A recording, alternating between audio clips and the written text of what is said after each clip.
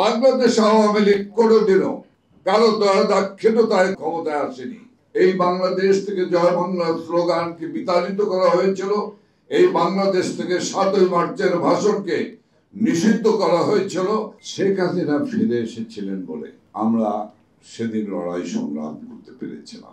শেখ হাসিনা বাংলাদেশে ফিরে আসার পরে দলের আভ্যন্তরীণ রক্তক্ষরণ থাকার পরও শেখ হাসিনা সারা বাংলাদেশ চষে বেরিয়েছেন।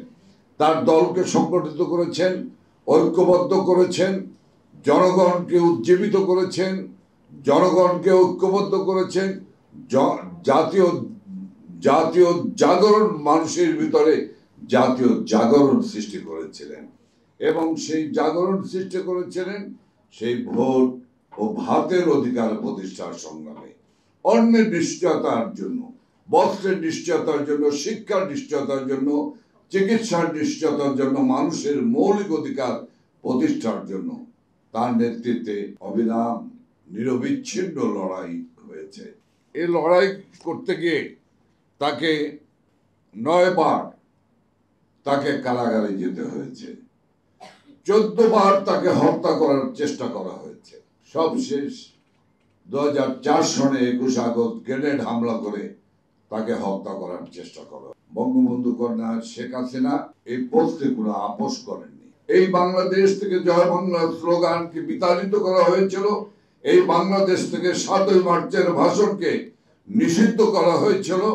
এই বাংলাদেশ থেকে মুক্তিযোদ্ধারা কোথাও পরিচয় দিতে পারত না।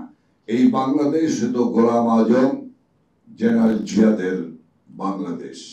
এই বাংলাদেশ হতো সালাউদ্দিন কাদের চৌধুরী, মতিউর রহমান নিজামী, কাদের মোল্লাদের বাংলাদেশ। সেই বাংলাদেশ দেশে শেখ হাসিনা যে লড়াই করেছে, ত্রিমাত্রিক লড়াই করতে হয়েছে।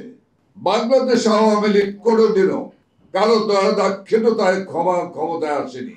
70-এর নির্বাচন পাকিস্তানি শক্তির বিরুদ্ধে লড়াই করেছে, 23 পরিবারের বিরুদ্ধে লড়াই করেছে, জেনারেল আইয়ুব খানের বিরুদ্ধে লড়াই করে জনতার জয়ের মধ্য দিয়ে 70-এর নির্বাচনে বঙ্গবন্ধুর নেতৃত্বে সংখ্যাগরিষ্ঠতা অর্জন করেছে। বাংলাদেশ আওয়ামী লীগ জিয়াউর রহমানের জেনারেল জিয়ার বিরুদ্ধে লড়াই করেছে, জেনারেল এরশাদের বিরুদ্ধে নিরবিচ্ছিন্ন লড়াই করেছে, সামরিক শাসনের বিরুদ্ধে। বাংলাদেশ আওয়ামী লীগ শেখ হাসিনার নেতৃত্বে ভোট ভাতের অধিকার প্রতিষ্ঠা করেছিল বলেই হেবার থেকে বন্দী গণতন্ত্র সেনা ছাউনি থেকে বেরিয়ে এসেছে। এ বাংলাদেশ ছিল কুয়ো আর পাল্টা করে বাংলাদেশ।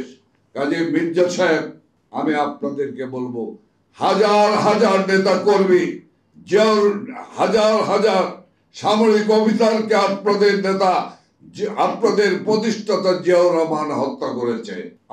আর সেই বাংলাদেশ আজকে একটি গুলির শব্দ শোনা যায় না।